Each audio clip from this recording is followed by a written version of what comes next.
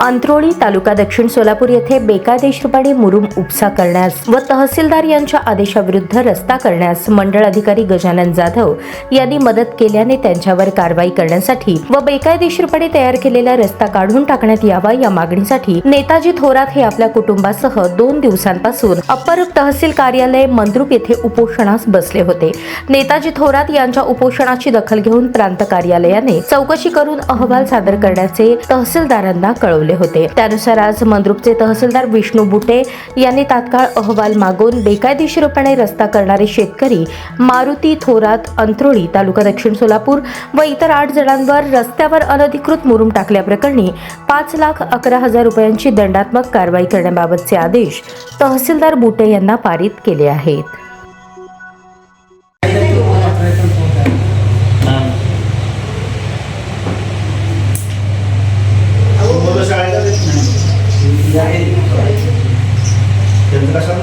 माझे नाव नेताजी शिवाई थोरात, मी राहणार अंत्रोळी।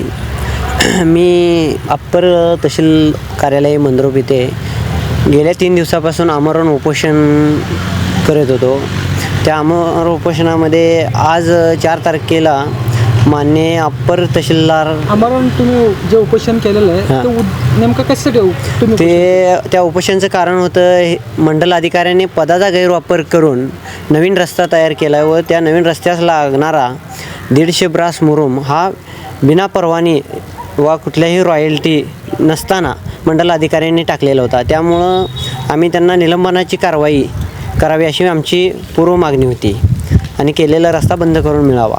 त्यानुसार आज अप्पर तहसीलदार साहेबांनी आम्हाला एक लेखी आश्वासन दिलं आणि त्या लेखी आश्वासनमध्ये असं सांगितले की मंडल अधिकाऱ्यांनी केलेला जो पदाचा गैरवापर आहे ते आम्ही वरिष्ठ कार्यालयाकडे अहवालाद्वारे सादर केलेला आहे आणि अहवालात त्यांनी पदाचा गैरवापर केला आहे हे सिद्ध झाले आणि जो बेकायदेशीरपणे मुरुम टाकलेला होता आमच्या शेतामध्ये आणून त्याच्यावर दंडात्मक कारवाई केलेली आहे आणि त्याचा तसा आदेशही प्राप्त केलेला आहे, साहेबांनी पारित केलेला आहे आज। त्यामुळं आम्ही उपोषण माघारी घेतो आहे आणि जर आमच्या मागण्या हे आश्वासनद्वारे जर नाही पूर्ण झाल्या लेखी म्हणं देऊन ही येत्या 10 दिवसात तर आम्ही फिरून उपोषणला पुन्हा बसणार आहे। त्या कालमध्ये आम्हाला जे लेखी आश्वासन दिलेलं आहे हे ते पूर्णपणे करावं, नुसतं आश्वासनच हे ठेवू नये एवढीच आमची मागणी आहे।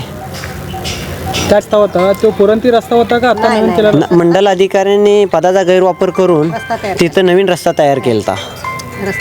तिथं माननीय तहसीलदार साहेबांच्या आदेशात पूर्व पश्चिम रस्ता आदेश पारित झाला होता, पण मंडल अधिकाऱ्यांनी पूर्व पश्चिम करून त्याच्यामध्ये दक्षिण उत्तर दिशेने रस्ता तयार केला होता आणि अहवालात तसं साहेबांच्या नमूद झालं की आदेशाच्या बाहेर म्हणजे दक्षिण उत्तरेस नवीन रस्ता मंडल अधिकाऱ्यांनी केलेला आहे असं साहेबांच्या निदर्शनात आल्यामुळे त्यांनी उपअभियंता प्रांत साहेबांकडं हे प्रकरण सबमिट केलेलं आहे आणि प्रांत साहेब त्यांच्यावर योग्य ती कारवाई 8 दिवसात असं करतो असे साहेबांना म्हणले होते।